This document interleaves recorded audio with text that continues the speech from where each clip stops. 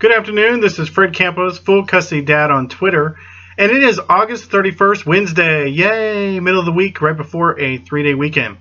And I wanted to end this month by giving you an update or tell you some stories. I've been talking a lot about custody tips, and this time I want to talk to you about perhaps one of the most amazing or greatest divorces I've had to witness in my 18 years of dealing with custody cases and divorce.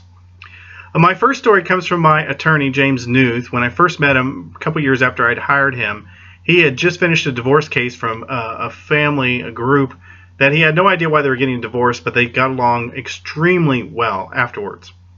And both of them got divorced and they got into serious relationships. The dad had gotten into a relationship where he was almost to a point where he was with a fiance. And James was telling me that they got along so well that the mom called the dad and said, "You know what?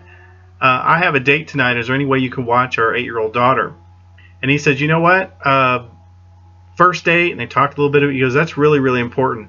And even though he had plans that evening to go out with his fiance, he called her up and said, "Hey, maybe we should change our plans so that we can watch our daughter for my ex."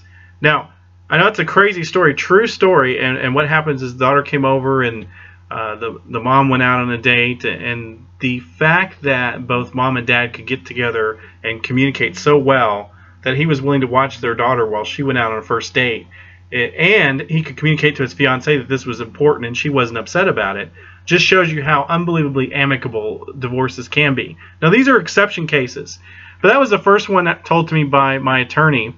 And the second one I got to witness firsthand.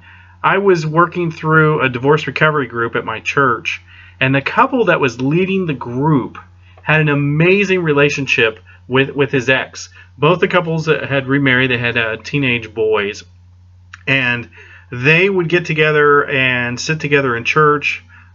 They would go out to dinner sometimes after church. They would go over to each other's houses for dinner engagements.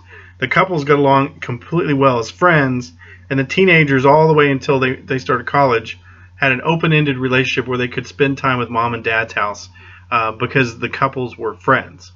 Now, I'm not telling you these stories to say that this is how you should dream or how you hope that maybe your relationship will turn out. But I do want to encourage you that not all divorce relationship situations end poorly, and that parents sometimes are able to put away their feelings of hostility and get along, especially for the sake of the children. Now, these are extreme cases. Your situation is different. Not everybody can get along amicable, but you should strive. You should take that extra mile and do what you can on behalf of the kids. For more information about this and other stories, visit our website at www.daddygotcustody.com. This is Fred Campos, Full Custody Dad on Twitter. Look forward to speaking to you next time. Thanks. Bye.